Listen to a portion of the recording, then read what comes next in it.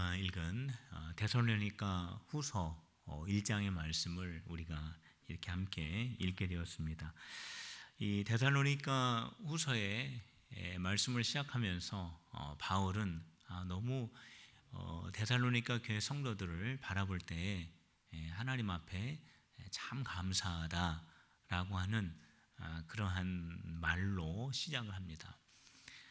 바울은 이렇게 목양하는 그 교회들을 보면서 또 초대교회에 그 이후에 세워진 그 이방에 세워진 교회들을 보면서 늘 하나님 앞에 감사하고 또 감사하고 감사를 했습니다.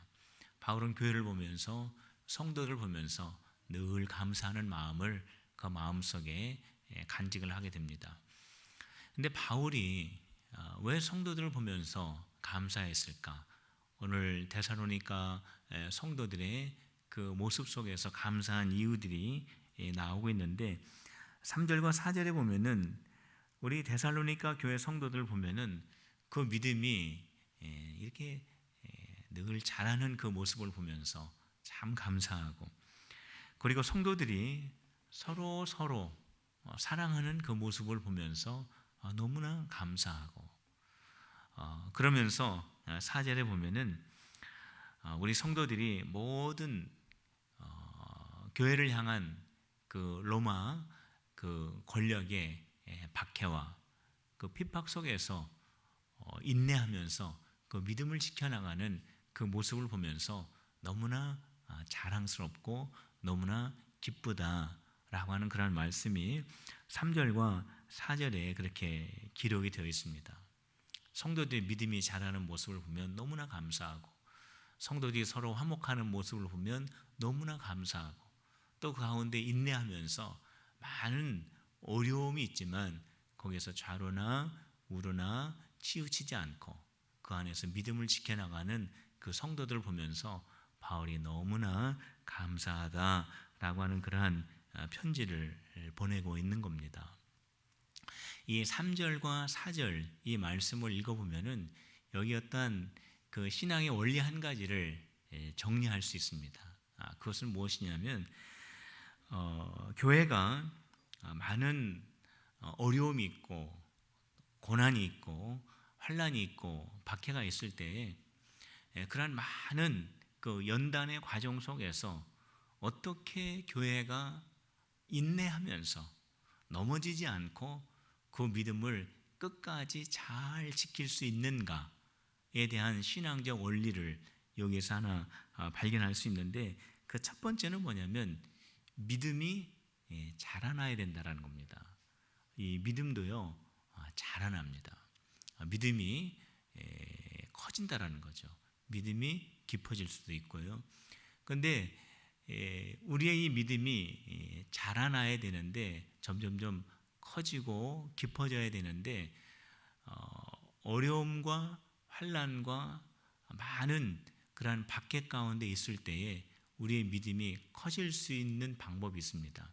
그것은 뭐냐면 여기까지 하나님께서 인도하여 오셨기 때문에 지금 내가 당하는 이러한 환난과 박해와 많은 어려움 속에서도 하나님께서 나를, 우리 가정을, 우리 교회를, 우리 모두를 넉넉하게 통과하게 하실 것이다 라고 하는 성도들의 개인적인 신앙의 고백을 가질 때 그 믿음이 커질 수 있다는 겁니다.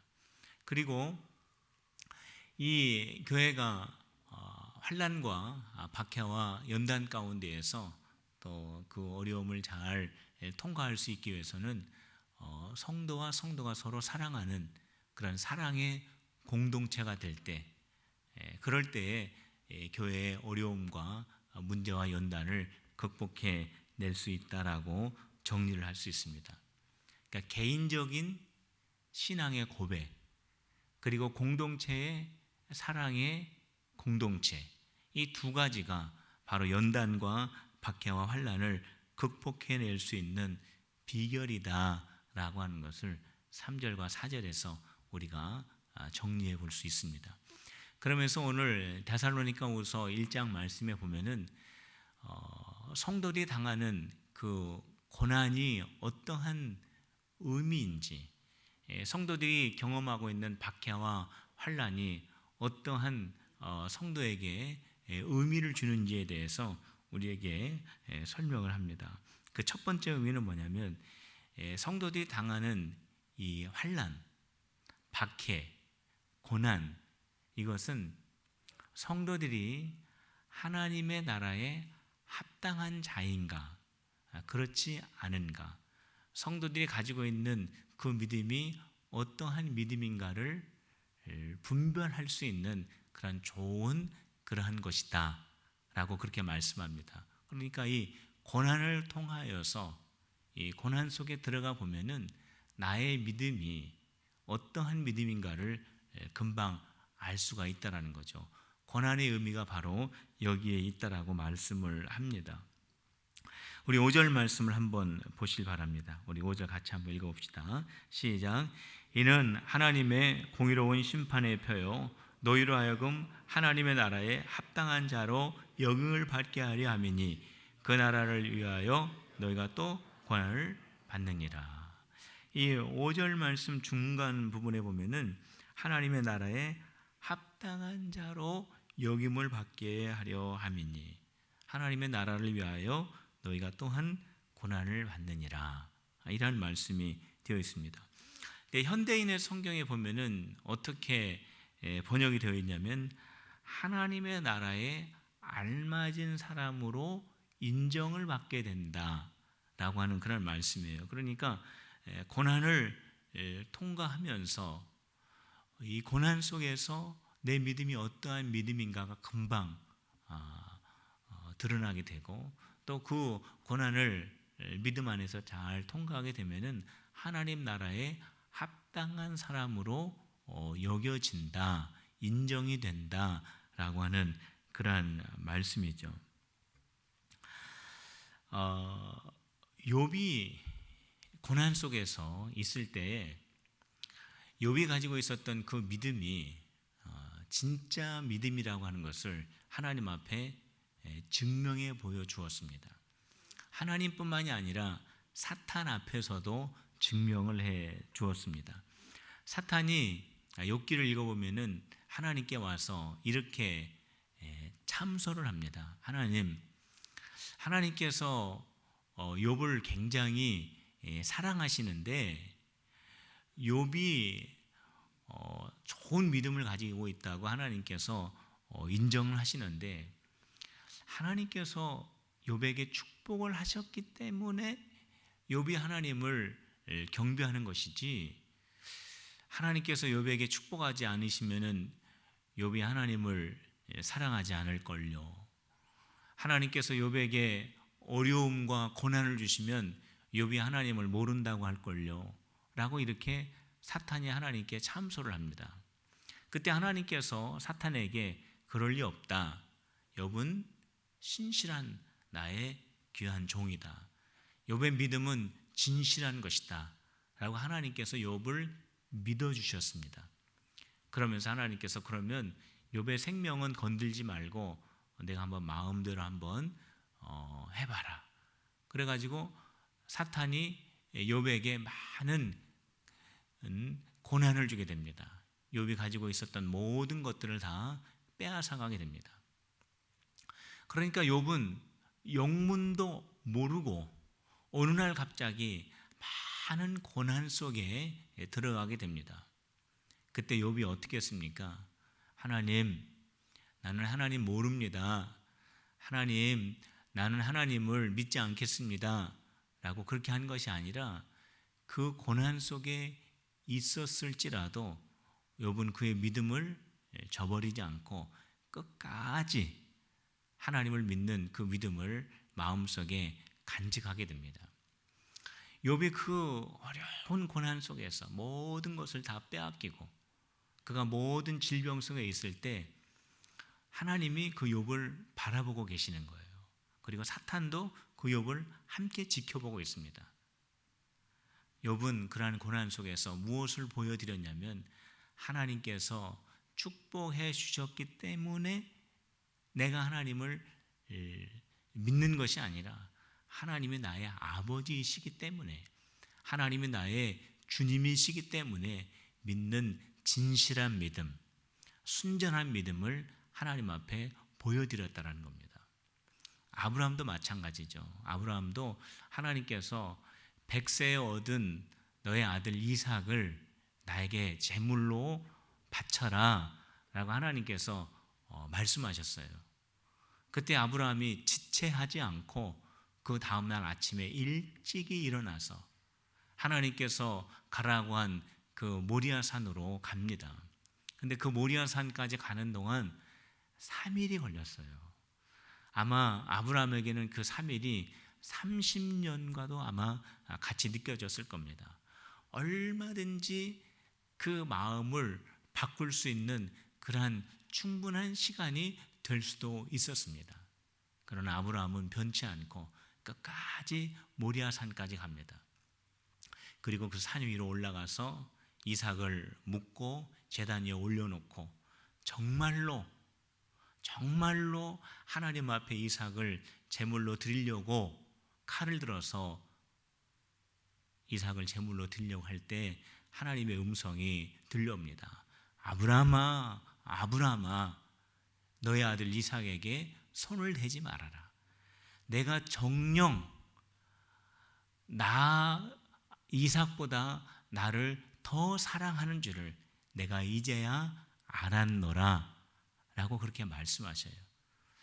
하나님께서 이삭에게 너의 100세에 얻은 아들을 나에게 제물로 바쳐라 라고 하는 그 말은 아브라함에게 얼마나 고통스러운 그런 하나님의 명령인지 모릅니다.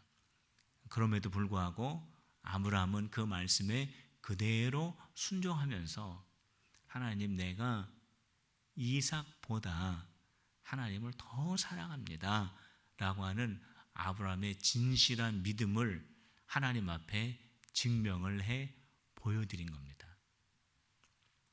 이처럼요, 이 고난이라고 하는 것은 정말로 우리의 신앙의 위치, 우리 신앙의 내용, 우리 신앙이 어떠한 것인가를 잘 보여주는 그러한 것이 바로 고난 속에 담겨져 있는 그러한 의미가 됩니다.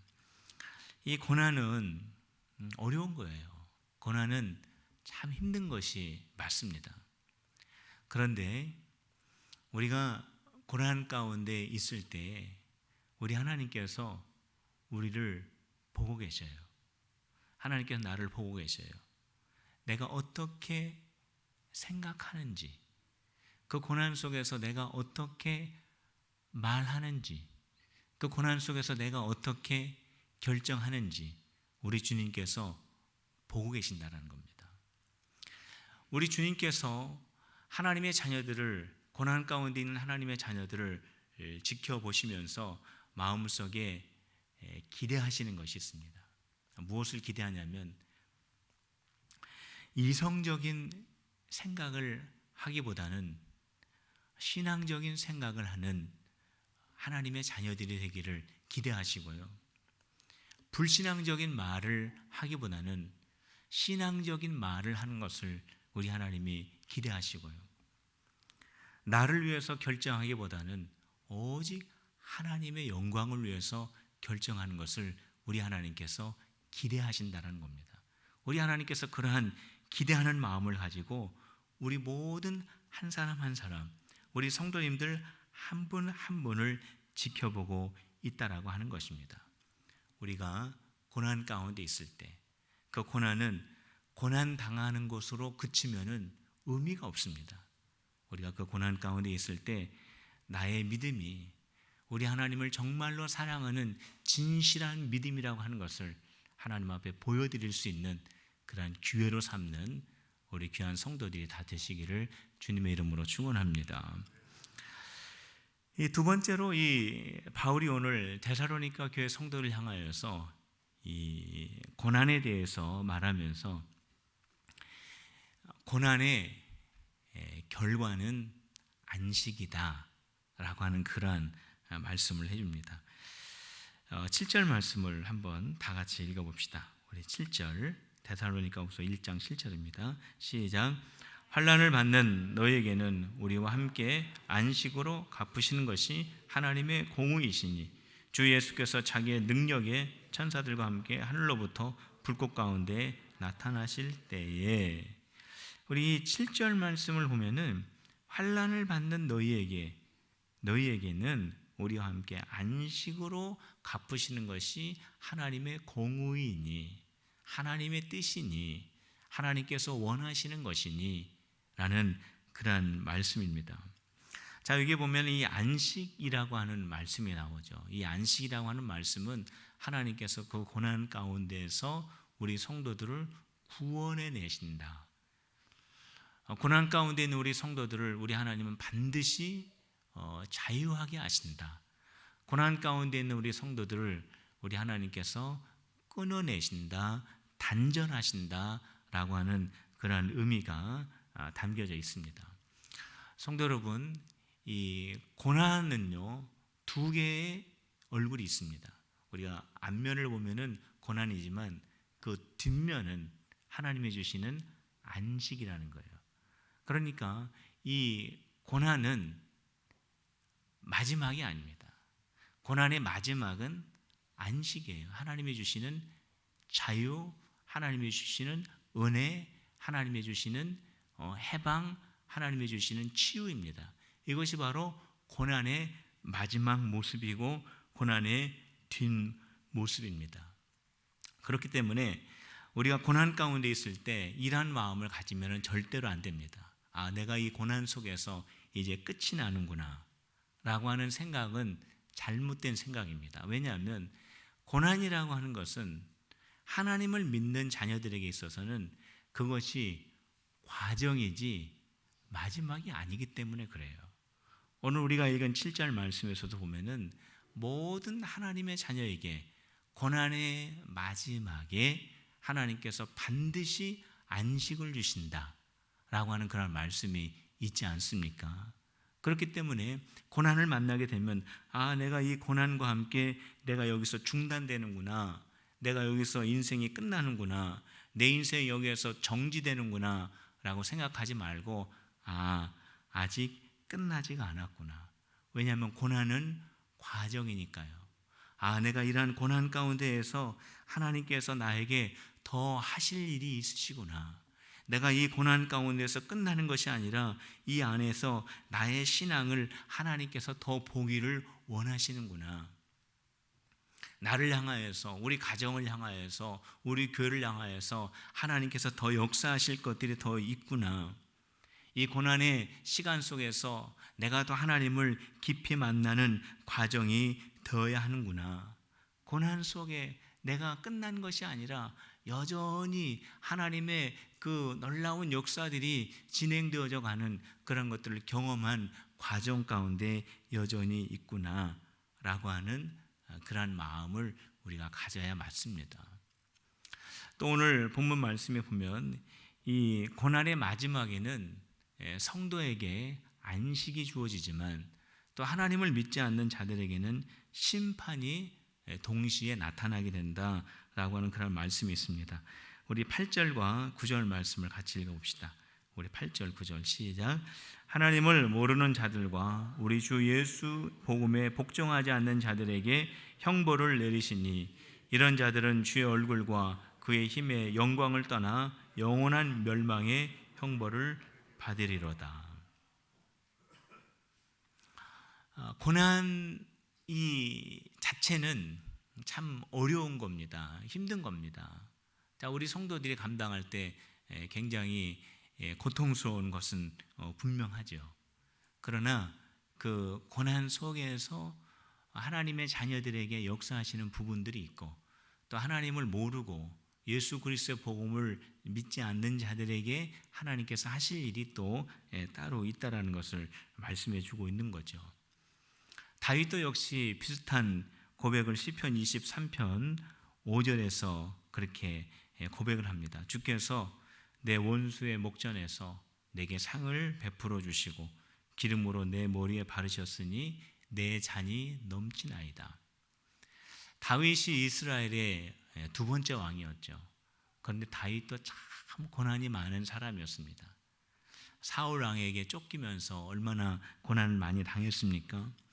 또 아들에게 또 쫓기면서 너무나 힘든 그러한 세월이 있었습니다. 그런데 다윗이 그러한 정말로 어려운 과정 속을 지나면서 늘 그 순간마다 다윗이 얼마만큼 하나님을 사랑하는지를 늘 주님 앞에 증명해 보여드렸습니다. 아무리 이렇게 어려워도, 아무리 이렇게 고통스러워도 나는 여전히 주님을 사랑합니다. 그게 시편에 다 이렇게 절절히 기록이 되어 있지 않습니까? 그러면서 다윗의 마음속에는 내가 아무리 이렇게 힘들고 정말 사막의 음침한 골짜기를, 길이 없는 그 길을 가는 것과 같을지라도 결국에는 하나님께서 나에게 상을 베풀어 주실 것이라고 하는 확실한 마음이 있었다는 거예요. 하나님께서 나에게 안식을 주실 것이라고 하는 그런 확실한 마음이 다윗의 마음속에 있었다라는 겁니다. 우리 하나님께서는요, 이 하나님의 말씀을 쭉 읽어보면은 고난이라고 하는 단어가 참 많이 나와요. 저도 설교를 하면서 우리 성도들에게 축복, 또 하나님의 은혜, 이런 것들 더 많이 우리 성도님들에게 말씀을 해드리고 싶습니다. 그리고 가급적이면은 저도 그렇게 하나님의 말씀을 우리 성도님들에게 적용을 하고 싶은데도 불구하고 성경 말씀에 보면은 참 그리스도인들이 살아갈 때에 그리스도인들은 항상 하나님의 은혜와 축복의 삶을 산다라고 하는 그 말씀보다는 예수 그리스도의 길을 걸어가면은 예수님과 함께 고난을 함께 받아야 된다라고 하는 말씀이 훨씬 더 많이 나옵니다. 그게 성경에 더 많이 부각이 되고 있는데 그 말씀을 가만히 생각을 해보면 하나님께서 한 번도 너희가 당하는 고난 속에서 너희의 고난을 너희 스스로 해결하라고 하신 적이 한 번도 없어요. 너희가 고난을 당하고 너희가 어려움을 당하고 너희가 많은 환난 가운데 있을 때 너희의 힘과 너희의 지혜와 너희의 방법과 너희의 능력으로 그 고난의 문제를 해결하라고 말씀하신 적이 한 번도 없다는 거예요. 그 고난 속에서 우리 주님께서 늘 하시는 말씀이 있습니다. 인내하라. 그리고 너희의 믿음을 하나님께 증명하라. 그리고 하나님께서 너희에게 주실 그 안식을 소망하라. 그리고 그 속에서 하나님을 경험하라. 그리고 그 속에서 서로 사랑하라 라고 하는 말씀을 하셨지, 너희들이 당하는 그 고난을 너희 스스로 해결하라고 하신 적이 한 번도 없어요. 자, 이것은 어떠한 말씀이냐면 이 고난의 문제는 하나님이 책임져 주신다는 거예요. 이 고난의 문제는 하나님께서 정리하여 주신다라고 하는 말씀으로 우리가 정리를 할 수 있습니다. 우리가 신앙생활을 하면서 우리가 할 일과 우리 주님이 할 일을 잘 분별하는 게 참 중요합니다. 우리 주님이 하실 일이 어떤 겁니까? 예수님 믿게 하는 거 우리가 할 수 있는 일이 아니죠. 성령님이 하시는 일이에요. 하나님이 하시는 일이에요. 또 우리의 믿음이 자라나게 하는 거 우리 주님이 하시는 일입니다. 고난의 해결 우리 하나님이 하시는 일입니다. 또 하나님의 역사 이거 하나님이 하시는 일입니다. 가만히 따져보면은요, 우리들이 할 수 있는 일이 없어요. 우리 하나님의 자녀가 되어서 정말 하나님을 위해서 뭔가 영광스러운 일을 하고 하나님을 위해서 뭔가 하나님께 기쁨이 되어지는 일을 하고 뭔가 하나님의 좀 이렇게 좋은 일을 좀 하고 싶은데 가만히 생각해 보면은 우리가 할 수 있는 일이 없어요. 우리 하나님께서 너희가 이런 일을 하고 이런 일을 하라고 말씀하신 적이 없어요. 다 하나님이 하시는 일이더라고요. 우리는 무슨 일을 하냐? 우리는 개인적인 신앙의 고백, 우리의 믿음을 주님 앞에서 계속 자라게 하고, 그리고 공동체 안에서는 서로 화합하고 서로 사랑하는 그런 공동체를 이루는 것이 바로 우리들이 해야 될 일입니다. 우리가 하나님의 일을 하려고 할 때 이 하나님이 하실 영역인데 우리가 자꾸 하려고 하면은 거기에 문제가 생기는 것 같아요. 우리가 어떠한 상황 속에서도 특별히 고난 속에서 하나님을 더 경험하기를 힘쓰는 저와 여러분들이 되시기를 주님의 이름으로 축원합니다. 마지막으로 보면은 이 고난 속에서 정말로 아주 우리의 그 눈을 더 열어주는 아주 귀한 말씀을 우리에게 소개해주고 있습니다. 그것은 뭐냐면은 고난 속에서 하나님께 영광을 돌릴 수 있다는 거예요. 고난 속에서 하나님께 영광을 돌리면서 그 영광에 우리 모든 성도들이 참여할 수 있게 됐다는 겁니다.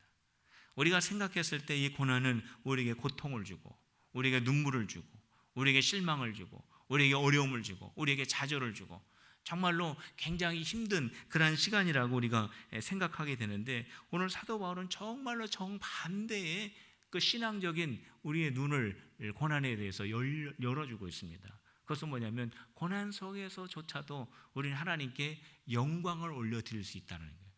우리 하나님 앞에 영광을 올려드리면서 우리가 그 영광에 참여할 수 있게 된다라고 하는 것을 우리에게 알려주고 있습니다. 자, 그 말씀이 12절 마지막 절에 있습니다. 우리 12절 같이 한번 읽어봅시다. 시작. 우리 하나님과 주 예수 그리스도의 은혜대로 우리 주 예수의 이름이 너희 가운데에서 영광을 받으시고 너희도 그 안에서 영광을 받게 하려 함이라. 무엇이? 고난 속에 있을 때라는 거예요. 우리가 고난 속에 있을지라도 우리가 얼마든지 예수님의 이름을 영화롭게 할 수 있고, 우리가 주님의 이름을 영화롭게 할 때 우리가 그 영광의 자리에 함께 참여하게 된다는 거예요.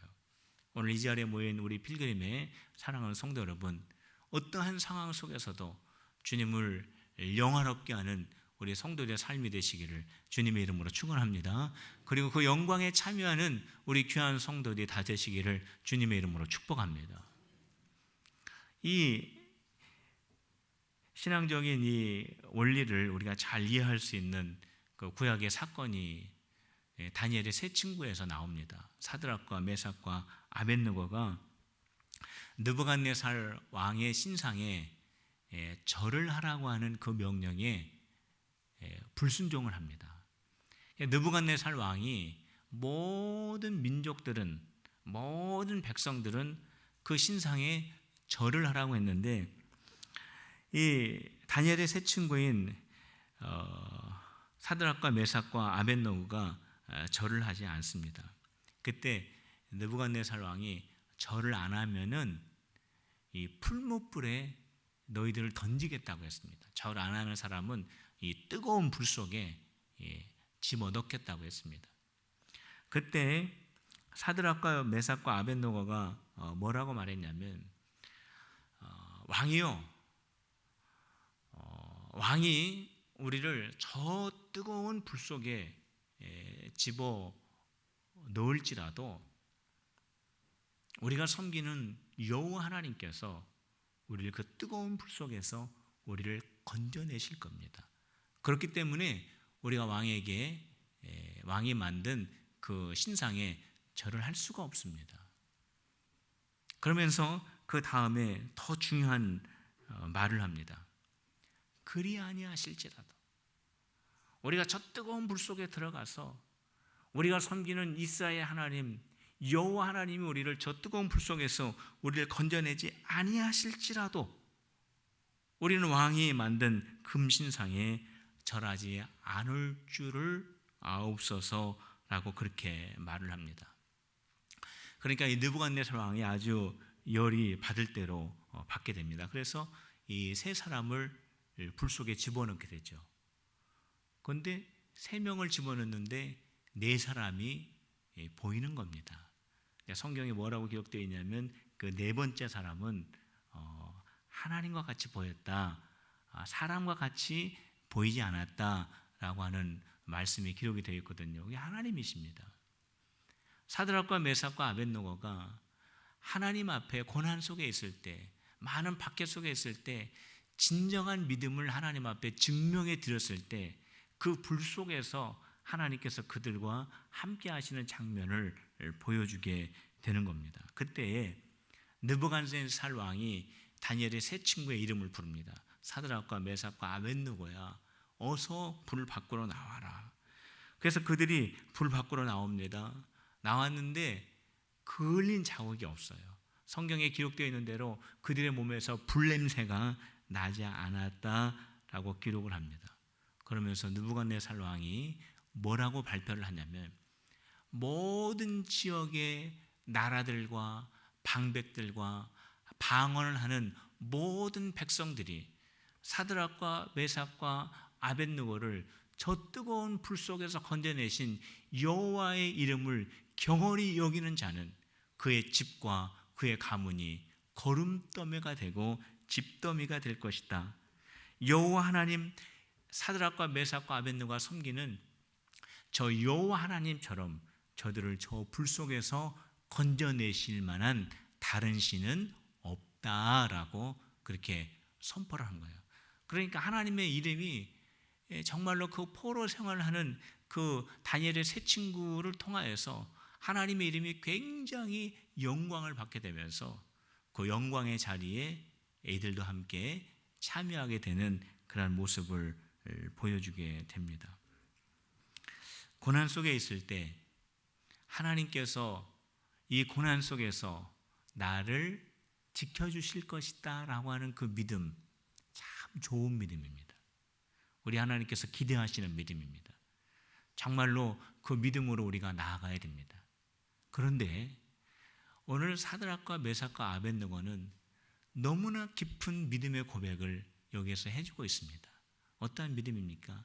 그리 아니하실지라도 내가 이러한 많은 박해와 많은 어려움 속에 있지만 우리 주님이 내가 원하는 대로 해 주시지 않더라도 내가 이러한 많은 어려움 가운데 있을 때 내가 원하는 대로 하나님께서 역사하지 아니하실지라도 내가 그 하나님을 끝까지 버리지 않겠습니다 라고 하는 그리 아니하실지라도의 이 믿음의 고백을 우리가 여기에서 발견하게 됩니다. 욥의 믿음이 그리 아니하실지라도의 믿음입니다. 아브라함의 믿음이 그리 아니하실지라도의 믿음입니다. 성도 여러분, 근데 우리의 믿음을 가만히 한번 생각해 보면은 꼭 그렇게 해주시면 이라고 하는 그런 믿음이 아닌가를 한번 우리가 스스로 생각을 해 봐야 합니다. 그리 아니하실지라도 이 믿음에까지 나아가는 저와 여러분들이 다 되시기를 주님의 이름으로 축원합니다. 고난은 끝이 아닙니다. 고난은 과정입니다. 고난의 마지막의 모습은 하나님이 주시는 안식입니다. 저와 여러분들이 고난을 통하여서 우리의 믿음이 더 깊어지고 하나님을 더 깊이 경험하고 더 나아가서는 하나님의 영광을 나타내는 데까지 나아가는 우리 필그림의 성도들이 다 되시기를 주님의 이름으로 축원합니다. 기도드리겠습니다.